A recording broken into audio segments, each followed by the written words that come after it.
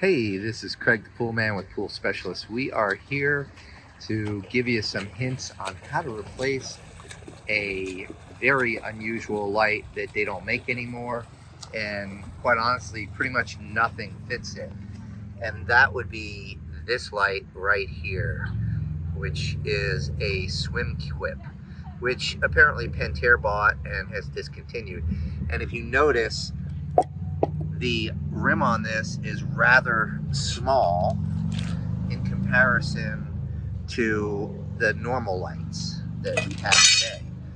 Okay, so what do? So you pull that out of the niche, and then you get this stainless steel rim. It's actually a 10-hole rim for a vinyl liner pool.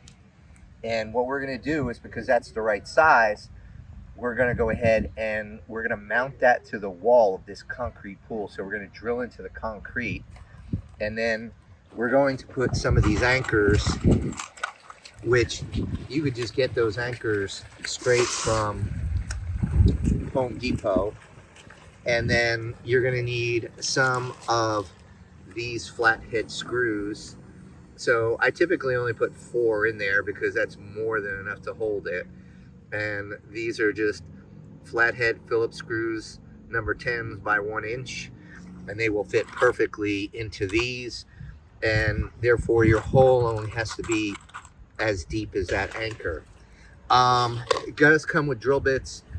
I tend to like to use a little bit better quality drill bits, so we're going to be using the Milwaukee drill bits.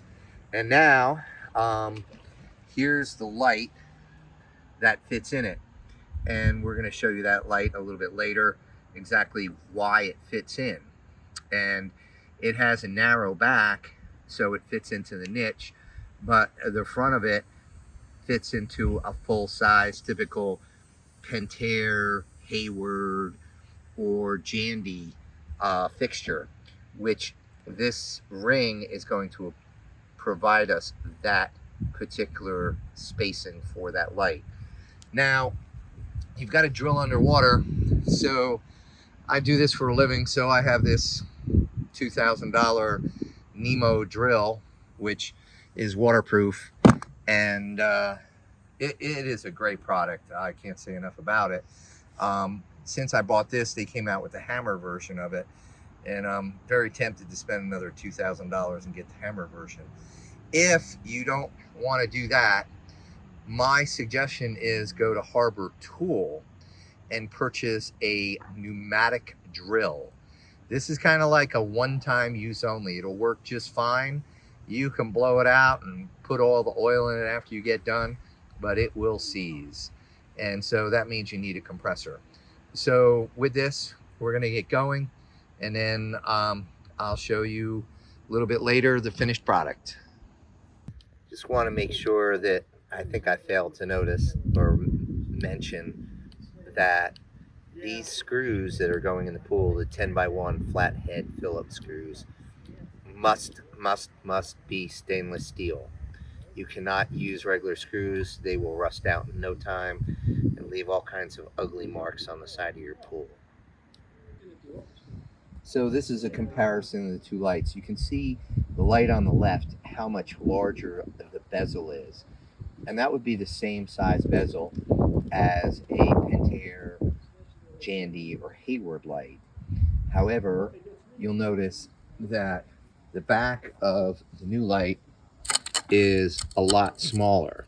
And that's why, if you look at the Pentair, Hayward, or Jandy light, the back will not fit in this niche. So that's why I have researched this light, found it. Now, that's actually a 12-volt light. They do offer a 120-volt light option. However, we're not putting 120-volt lights in pools anymore. We're forcing our customers to go to 12 volts. It's a lot safer. It's kind of what the pool industry is going to. So if you do that, you want to make sure that you get a good transformer.